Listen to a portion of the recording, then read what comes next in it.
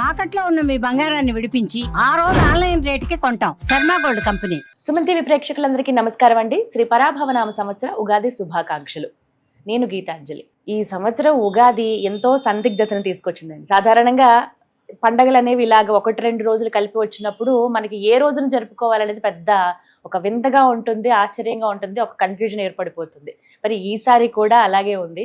ఉగాది ఎప్పుడు జరుపుకోవాలి? మార్చి 19, 20. పాడ్యమి గడియలు ఎప్పటి నుంచి ప్రారంభమయ్యి ఎప్పటి వరకు ఉన్నాయి? సూర్యోదయం లెక్కించాలా, చంద్రోదయం లెక్కించాలా? ఇది కదా మన సందేహం. వీటి గురించి తెలుసుకుందాం. అలాగే విశేషంగా ఉగాది రోజున అసలు దానాలు ఏమైనా మనం చేయొచ్చా? అసలు పూజా కార్యక్రమాలు ఎలా ఉంటాయి? ఆ రోజు ఖచ్చితంగా ఇంటికి తీసుకురావాల్సిన వస్తువులేంటి? దానం ఇవ్వకూడని వస్తువులేంటి? ఆ రోజున విధిగా ఆచరించవలసిందేంటి?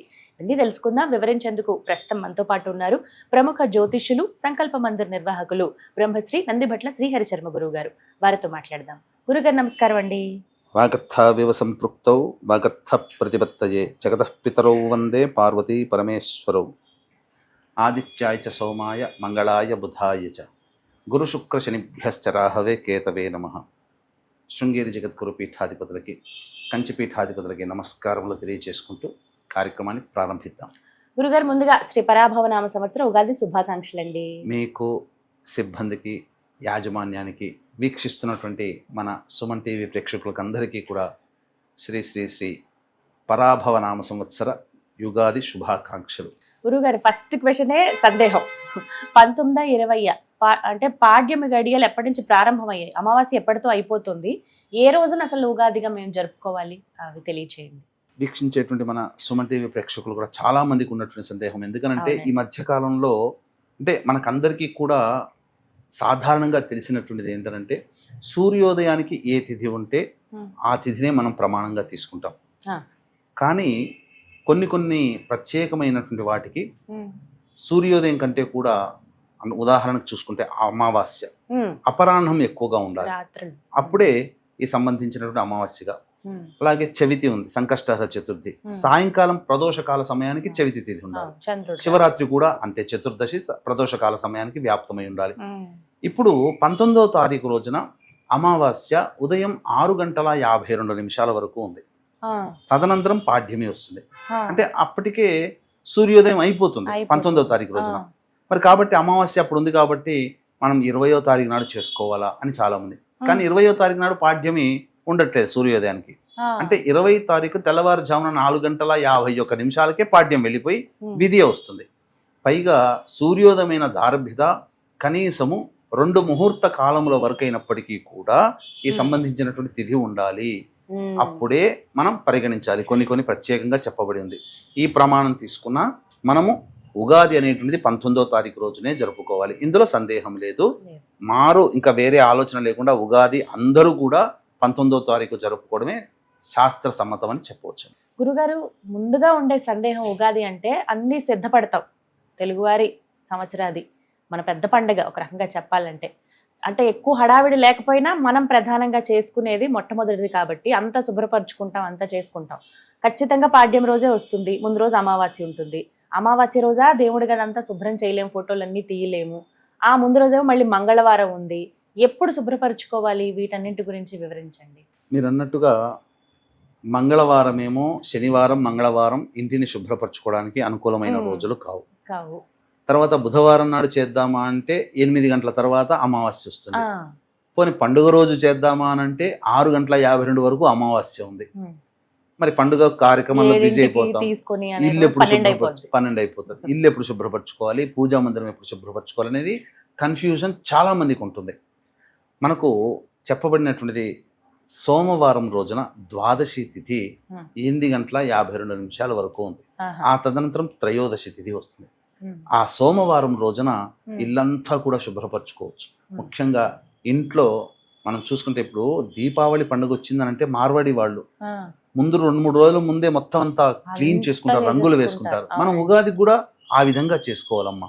ఎందుకనంటే ఉగాది చైత్ర మాసంలో వచ్చే పాడ్యమి తిథి రోజున ఉగాది ఎక్కువగా మన దక్షిణ భారత ఆచార సాంప్రదాయంలో పాటిస్తాం. మొట్టమొదటిగా తెలుగు రాష్ట్రాల్లో ముఖ్యంగా పాటిస్తాం. కాబట్టి మనకి ఇది ఒక గొప్ప పండుగ లాంటిది.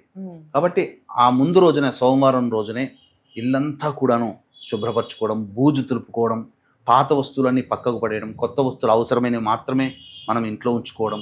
తదనంతరం ఇల్లంతా కడిగిన తర్వాత అప్పుడు ఒక మంచి శుద్ధమైనటువంటి బకెట్ నీటిలో ఆ నీటిని తీసుకొని అందులో కొద్దిగా గంగాజలము, అలాగే గోఘృతం అనగా గో సంబంధించినటువంటి గో అర్కము అంటే గోపంచకం, అలాగే పసుపు, గళ్ళ ఉప్పు, అలాగే జాజికాయ పొడి, జాపత్రి, అలాగే ఇలాచీ పొడి, కుంకుమ పువ్వు, ఇలాంటివన్నీ కూడాను వేసి కలియబెడితే కరిగిపోతుంది.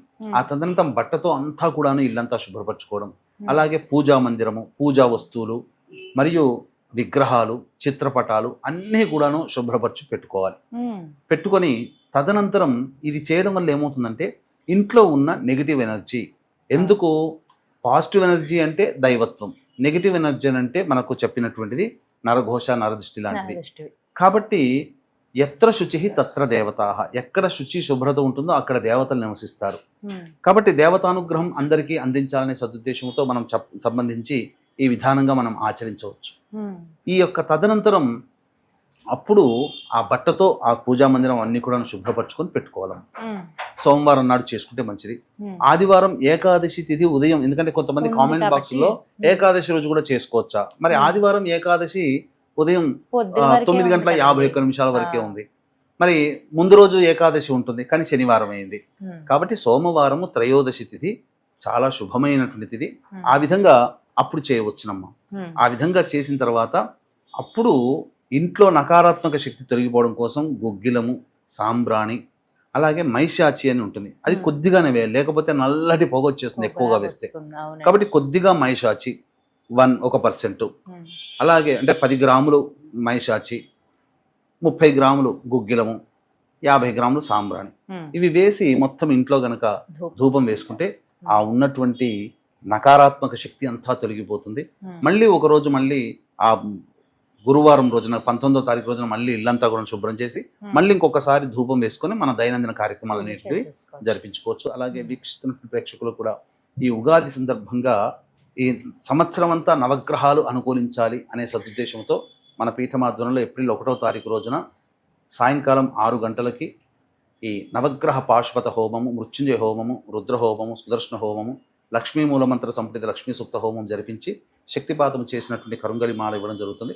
అవకాశం ఉన్నటువంటి వాళ్ళు ఈ యొక్క కార్యక్రమం తదనంతరం 1వ తారీఖు మధ్యాహ్నం 3 గంటల లోపల గోత్రనామాదులు నమోదు చేసుకోవచ్చు. ఇక ఉగాది రోజున విధిగా ఆచరించవలసింది ఏమిటండి? నియమాలు, విధి విధానాలు తెలియచేయండి. ఉగాది రోజున ప్రధానంగా మనకందరికీ కూడా అంటే అన్ని మతాల వారికి కూడా ప్రత్యేకమైనటువంటి రోజు ఒకటి వస్తుంది. ఆ రోజున ప్రతి మతం వాళ్ళు చాలా, ఇప్పుడు అనేక మతాల్లో ఆ పండుగ రోజున చాలా సంతోషంగా ఆనందోత్సాహాలతో గడుపుతారు. అటువంటిది మనకు హిందూ సనాతన ధర్మ సాంప్రదాయంగా ఈ ఉగాది పండుగ రోజున మనం అన్ని విధాలుగా సంతోషంగా జరుపుకోవాలి. ముఖ్యంగా ఈ రోజున అందరూ కూడా తలంటు స్నానం అనేటువంటిది చేయాలమ్మా. కాబట్టి తైలాభ్యంగన స్నానం అనేటువంటిది పనికి వస్తుంది, అందులో సందేహం లేదు. నూనె, నువ్వుల నూనె, శని సంకేతం ఇలా ఎవ్వరు కూడా ఆలోచించకండి. మనకు శాస్త్రంలో నిర్ణయ సింధు ప్రకారము ఈ తైలాభ్యంగన స్నానం అనేటువంటిది చేయాలి. సూర్యోదయ పూర్వమే చేయవచ్చు. చేసిన తర్వాత అందరూ కూడా శుభ్రమైనటువంటి నూతన వస్త్రంలో ధరించాలి. ఈ రోజున మొట్టమొదలుగా మనము ఉదయిస్తున్నటువంటి ప్రత్యక్ష భగవానుడు సూర్య భగవానికి నమస్కారం చేసి సూర్యాష్టకం 6 సార్లు చేసిన తర్వాత 12 మార్లు సూర్యుడికి అర్ఘ్యం ఇవ్వాలి. ఇది ప్రధానంగా ప్రతి మానవుడు చేయాల్సింది. తదనంతరం దేవతలకి అనగా మన ఇంట్లో ఉన్నటువంటి తల్లిదండ్రులకి, పెద్దలకి ఆశీర్వచనం తీసుకొని నమస్కారం చేసుకోవాలి. అలాగే మన ఇంట్లో సొంతంగా దీపారాధన చేసి చక్కగా ఈశ్వర ఆరాధన, విష్ణు ఆరాధన, అమ్మవారి ఆరాధన చక్కగా చేసుకోవాలి. ఇక ప్రధానంగా ఈ రోజున షడ్రుచులతో కూడుకున్నటువంటి ఉగాది పచ్చడిని మనం అందరం కూడా భుజించాలి. ప్రధానంగా ఈకున్నటువంటి సమయము అనేటువంటిది 11:20 నుంచి 12:15 మధ్య కాలము. అది మిథున లగ్నం అయి ఉంటుంది. పైగా లగ్నంలో గురుడు ఉంటాడు. ఇది చాలా శుభముహూర్తము. కేంద్ర స్థానంలో పావగ్రహాలు ఉండడం చాలా విశేషమైనటువంటి. ఆ సమయంలో అంటే వీక్షించేటువంటి ప్రేక్షకులు కూడా కండిషన్గా పెడుతున్నటువంటిది కాదండి. ఆ సమయం అనేటువంటిది ఉగాది పచ్చడి భక్షణ చేయడానికి చాలా అనుకూలమైనటువంటిది. ఇక 9:40 నుంచి 10 గంటల మధ్యకాలం కూడా చాలా శుభమైనటువంటిది. వృషభ లగ్నం ఉంటుంది. తర్వాత లాభస్థానంలో రవి బుధ గ్రహాలు ఉండడం ఇది అత్యంత శుభదాయకంగా చెప్పవచ్చు. ఎందుకు చెప్తున్నా అంటేనమ్మా, సంవత్సరం అంతా కూడా ఈ సంబంధించినటువంటిది మనకు ఆయురారోగ్యాలు ఐశ్వర్యాలు కలగాలి, శరీరంలో ఉన్నటువంటి సప్త ధాతువులు మంచిగా చక్కగా పనిచేయాలి, త్రిదోషాలు అనేటువంటి రాకుండా ఉండి షడ్రుచులని సమానంగా తీసుకోండి అని సూచించే విధానం. అందుకని మీరు గమనించుకుంటే ఆ ఉగాది పచ్చడి సరిగ్గా చేసుకుంటే మనం నోట్లో వేసుకోగానే ప్రతి రుచి మనకు అందుతుంది. కారం తెలుస్తుంది, పులుపు తెలుస్తుంది, తీపి తెలుస్తుంది, వగరు తెలుస్తుంది, చేదు తెలుస్తుంది, అన్ని తెలుస్తాయి. అందుకనే దీన్ని ఏం చెప్పబడుతుంది, శాస్త్రీయంగా ఆలోచిస్తే అన్ని రుచులని మీరు సమానంగా వాడాలి. దేన్ని ఎక్కువగా తీసుకోకండి. శరీరము ఇప్పుడు తీపి ఎక్కువగా తీసుకున్నాం అనుకోండి శరీరం షుగర్ వస్తుంది, కారం ఎక్కువగా తీసుకుంటే బీపీ పెరుగుతుంది, ఇలా ఆమ్లత్వం పులుపు ఎక్కువగా తీసుకున్నాం అనుకోండి శరీరంలో నర వ్యవస్థ దెబ్బతింటుంది. ఇలా మనం ఆరోగ్యంగా ఉండడం కోసం ఉగాది మనకు తెలియచేసే సంఘటన అన్ని రుచులని సమానంగా తీసుకుంటే వాత పిత్త కఫ దోషాలు అనేటువంటివి మనకు తొలగిపోయి బ్యాలెన్స్డ్గా ఉంటాయని చెప్పవచ్చు. ఇక ప్రధానంగా ఈ రోజున సాయంకాల ప్రదోషకాల సమయంలో దేవాలయానికి చేరుకొని ప్రధానంగా ఆ దేవతా దర్శనం చేసుకోవాలి. ముఖ్యంగా ఎవరిని దేవతా దర్శనం చేసుకోవాలి? ఏ దేవత ఆరాధన ఉంటుందండి? ప్రధానంగా గమనించుకుంటే వసంత నవరాత్రులు అని ప్రారంభమవుతాయి. కానీ మనకి ఇది లలితా నవరాత్రులు కాబట్టి లలితా స్వరూపమైనటువంటి అమ్మవారిని దర్శించుకోవడం చాలా విశేషం. ఈ రోజున ఇష్టమైన దేవత విష్ణు అయితే విష్ణు దగ్గరికి వెళ్ళవచ్చు, ఈశ్వరుని దగ్గరికి వెళ్ళవచ్చు, అందరూ కలిసి మళ్ళీ అమ్మవారి దగ్గరికి రావచ్చు. కానీ ఈ రోజున ప్రధానంగా ఏ దేవాలయంలో ఇప్పుడు చాలా దేవాలయాలు ఉంటున్నాయి, రావి చెట్టు వేప చెట్టు కలిసి ఉంటుంది. ఈ రోజున ఆ రావి చెట్టు వేప చెట్టు లేకపోతే కనీసం వేప చెట్టు దగ్గరనైనా కానీ ప్రదక్షిణ 11 ప్రదక్షిణలు చేయాలమ్మా. ప్రతి ప్రదక్షిణకి ఆ వేప చెట్టు నమస్కారం చేసుకుంటే వేప చెట్టు అనేటువంటిది లక్ష్మీ స్వరూపం. ఇక ఆ ఉగాది దారిభ్యత వాళ్ళ జీవితంలో అలక్ష్మి అనేదే ఉండదు. ఎప్పుడు లక్ష్మి యొక్క స్థితి. లక్ష్మి అంటే డబ్బనే కాదమ్మా, సంపద, ఆనందము, సంతోషము, సుఖము అన్నీ కలిగి ఉంటుంది. మానవుడు సంతోషంగా ఉండడానికి ఏది కావాలో దాన్ని అంతా కూడాను లక్ష్మీప్రదము అని అంటారు. కాబట్టి అవన్నీ మనకు చేకూరుతాయి. ముఖ్యంగా ఈ రోజున అవకాశం ఉంటే వృద్ధులకి వృద్ధాశ్రమానికి వెళ్ళి పండ్లు ఇతర పదార్థాలు వాళ్ళకి దానం చేయడం, వస్త్రాలు దానం చేయడం. ముఖ్యంగా భగవంతుడు మనకి ఇచ్చినటువంటిదమ్మా డబ్బు అన్నీ మనకు మళ్ళీ తిరిగి ఇస్తాడు.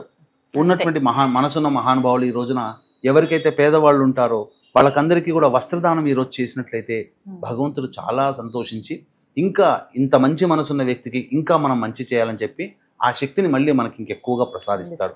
మళ్ళీ ఉగాది దాటిందంటే మళ్ళీ ఇంకో వచ్చే ఉగాది వరకు వేచి చూడాలి ఇటువంటి పుణ్యకార్యాలు చేయాలంటే.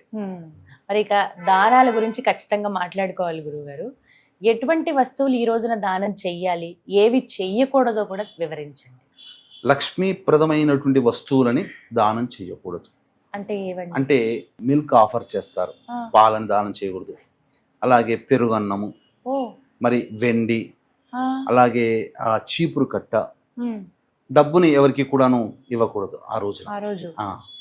ఎందుకంటే మన చేతి మించి వెళ్ళిపోతుంది కదమ్మా, సెంటిమెంట్ గానైనా. కాకపోతే వస్తు రూపేణ ఏదైనా ఒక వ్యక్తి సంతోషపడడం కోసం వస్తు రూపేణ ఇవ్వవచ్చు, బట్టలు దానం చేయవచ్చు. అలాగే ఆ వ్యక్తికి సంతోషంగా ఉండడం కోసం ఒక చక్కగా పుస్తక దానం చేయవచ్చు, కలం దానం చేయవచ్చు చదువుకోవడానికి. అన్నదానం చేయవచ్చు, అన్నదానం చేయవచ్చు. కానీ మనకు ప్రత్యేకంగా పెరుగు అనేటువంటిది లక్ష్మీప్రదం కాబట్టి కేవలం పాల సంబంధమైనటువంటి ఉత్పత్తుల్ని మనం ఇవ్వకూడదు. అది ఆ దానం చేయకుండా ఉంటే చాలా. మరి ఉగాది రోజున ఖచ్చితంగా ఇంటికి తీసుకురావాల్సిన వస్తువులు ఏంటండి? ప్రధానంగా ఈ యొక్క ఉగాది రోజున ఇంటికి తీసుకురాగాల్సినటువంటి వస్తువుల్లో మనకు చెప్పబడినటువంటిది ఈ సంబంధించినటువంటి సమయం చాలా ఇంపార్టెంట్. శుక్రహోర చాలా ప్రధానమైనటువంటిది. 9:37 వరకు దుర్ముహూర్తం ఉన్నటువంటి కారణం చేత, అంటే 9 to 10 శుక్రహోర ఉంటుంది. 9:40 నుంచి 10 గంటల మధ్యకాలం. ఈ సమయంలో గళ్ళ ఉప్పు, పసుపు, అలాగే చీపురు కట్ట, గోమతి చక్రాలు, లక్ష్మీ గవ్వలు, ఇవన్నీ కూడా దక్షిణావృత శంఖము, ఇవన్నీ కూడా మన ఇంటికి తీసుకురావచ్చు. ఇవి తీసుకొని రావచ్చు. అంతేకాకుండా ఈ రోజున అస్సలు తీసుకురాకూడని వస్తువులు కూడా కొన్ని ఉన్నాయి. అంటే పింగాణి పాత్రలు, సీసము పాత్రలు, ముఖ్యంగా ఇనుము సంబంధమైనటువంటిది. వీక్షించేటువంటి మన సుమన్ టీవీ ప్రేక్షకులు కూడా చాలా మంది ఈ రోజున కొత్త బండి కొనుక్కుంటే సెంటిమెంట్ గా ఉగాది అనుకుంటారు. మరి అది కూడా ఇనుమే కదమ్మా. కాబట్టి అటువంటివి తీసుకురాకూడదు. ఆడవాళ్ళు ముఖ్యంగా షాప్లోకి వెళ్ళి కొన్ని క్లిప్స్ బటన్స్ కొనుక్కుంటుంటారు, అవి కూడా ఇనుమే, తెచ్చుకోకూడదు. ఆ రోజు వరకు ఇనుము సంబంధమైన వస్తువులు తీసుకురాకూడదు. ఎందుకంటే వైరం వస్తుంది. ఇంట్లో కత్తెరలు కొనుక్కొస్తుంటారు కొంతమంది, అవన్నీ కూడా వైరాన్ని సూచిస్తాయని. కాబట్టి మనము ఈ యొక్క ఉగాది రోజున ప్రశాంతంగా ఆనందంగా జీవించడానికి మార్గం సుగమం చేసుకోవాలి. కానీ మనకు తెలియకుండా కొన్ని వస్తువులు, ముఖ్యంగా నూనె లాంటి పదార్థాలు కూడా కొనుక్కురాకూడదు. శని సంబంధమైనటువంటి పాదరక్షలు, ఇవన్నీ శని సంబంధమైనటువంటి వస్తువులు. ముఖ్యంగా నల్ల వస్తువులు తీసుకురాకూడదు. నల్ల వస్త్రంలోని ధరించకూడదు. ఈ రోజున సెంటిమెంట్ ప్రధానంగా ఉగాది రోజున అన్నప్పుడు శ్వేత వస్త్రం చాలా ప్రధానము. అలాగే సంబంధించినటువంటి ఎరుపు వస్త్రము కానీ పసుపు వస్త్రము కానీ ఇవన్నీ కూడా చాలా, ఆకుపచ్చ, ఇవన్నీ శోభాయమానంగా ఉండేటువంటి రంగులు. అందులో శ్వేత వస్త్రం, తెలుపు రంగు చాలా విశిష్టమని చెప్పవచ్చు. గురుగారు, ఇక ఖచ్చితంగా మాట్లాడుకోవాల్సింది పంచాంగ శ్రవణం గురించి. అంటే ఆ రోజున ఖచ్చితంగా వినాలా, వింటే ఏ సమయానికి వినాలి, వీటి గురించి చెప్పండి. ముఖ్యంగా పంచాంగ శ్రవణం అనేటువంటిది ఉగాది రోజునే మనం చేసేసేవాళ్ళం. వినాలి, ఖచ్చితంగా వినాలి. ఎందుకనంటే ఆ రోజు దారభ్యత మనకు సంబంధించిన ప్రతి రాశిలో జన్మించినటువంటి వాళ్ళకి మంచి చెడు ఎప్పుడు జరుగుతుంది, దేశకాలమాన పరిస్థితులు ఎలా ఉన్నాయి, ప్రకృతి వైపరీత్యాలు, ఇలా వీటన్నిటి గురించి ఒక అవగాహన వస్తుంది. ఈ సంవత్సరం మీద ఒక అవగాహన వస్తుంది కాబట్టి ముందుగానే మనం మానసికంగా ప్రిపేర్ అవుతాము.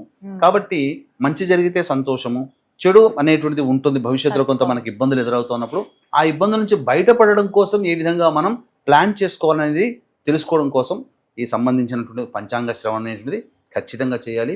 ఖచ్చితంగా అందరూ కూడా శుభ్రమైనటువంటి వస్త్రములు, అలాగే ఈ రోజున ప్రధానంగా ధూమపానము, మద్యపానము, మాంసాహార భోజనము, దాంపత్య జీవనం ఇవన్నీ విసర్జించాలండి.